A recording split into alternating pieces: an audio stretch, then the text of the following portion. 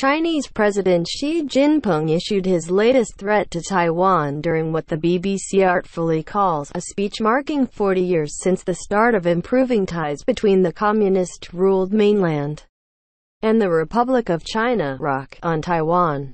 Xi exhorted Taiwanese to accept that they must and will be unified with the mainland. Sheesh. If 40 years of improving ties culminate in threats to wipe out your negotiating partner's political existence, I'd shudder to think how 40 years of deteriorating ties across the Taiwan Strait would have turned out. But Xi's remarks do warrant taking stock of Taiwan's defense afresh. To measure the adequacy of Taiwan's defense, first, survey its overall strategic posture and then the state of its land, air and sea power. If the ROC armed forces are sufficient to discharge the tasks entrusted to them by the political leadership in Taipei, then the island is in sound shape to uphold its independence.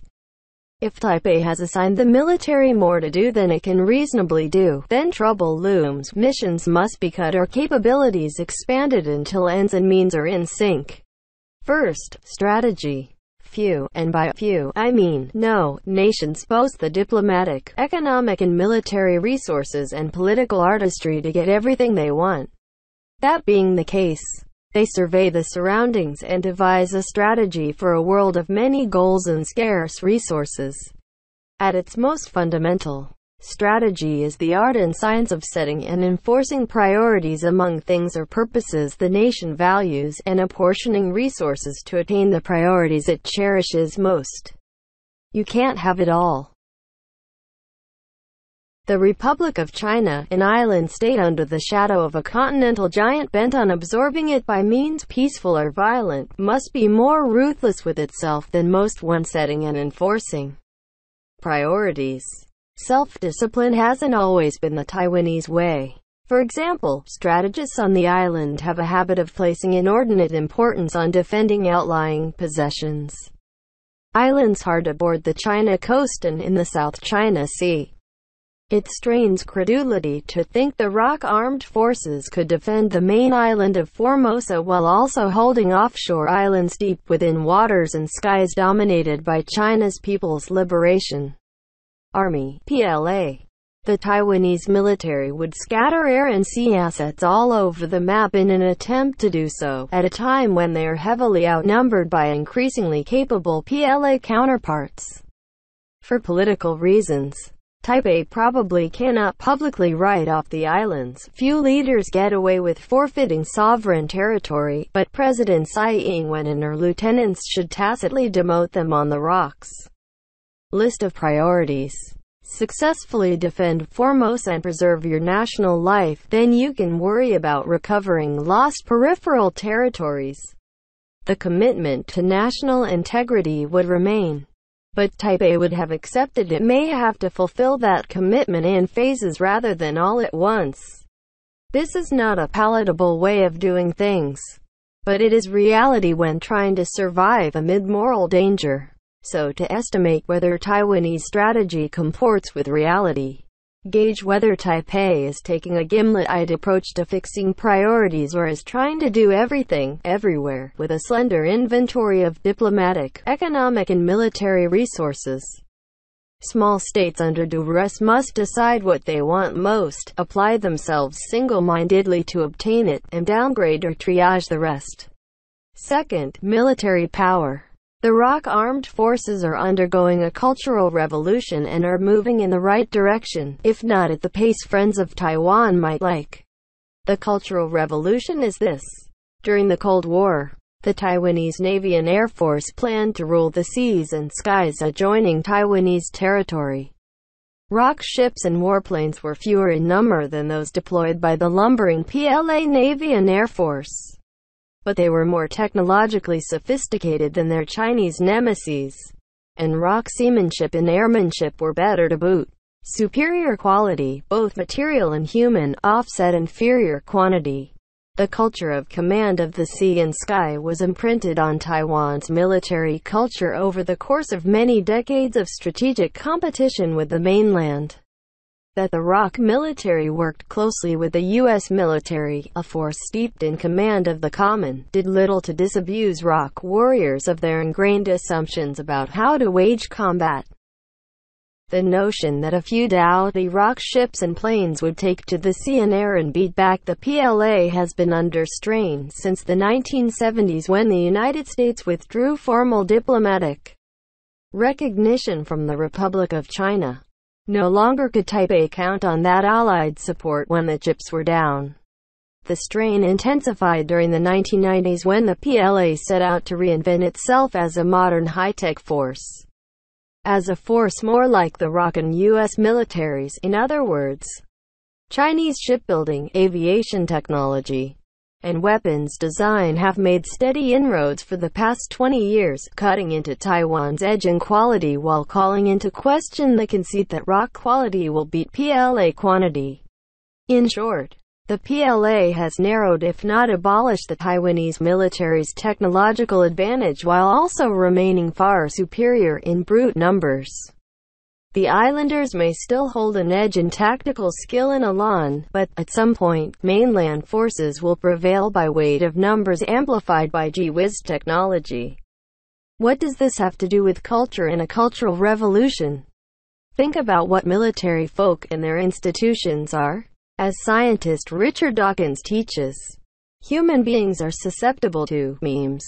We think of memes as jokes or snark that go viral online, attracting massive readership or viewership, and that is one example of it. But a meme is something more basic. Dawkins sometimes refers to a meme as a mind virus.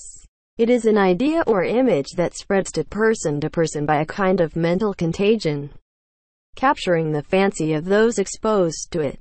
Dawkins takes an upbeat view of how memes work, contending that they emerge from a kind of evolutionary process.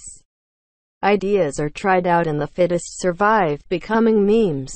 A new idea may eventually emerge, natural selection resumes, and either the new idea becomes the meme or the old one outlasts it and remains in force. But now take a group of individuals susceptible to memes, put them in a bureaucratic organization, and put some of them in authority over the organization. What happens if a mental virus about how the institution should conduct its affairs goes viral among the leadership? Well, a bureaucracy is a sort of machine that mass-produces routine tasks. It runs on standard rules, regulations, and procedures. If a meme captures its leaders' minds, they're apt to reshape those rules, regulations, and procedures in keeping with it. In effect, they incorporate the viral idea into the programming that governs how the machine functions.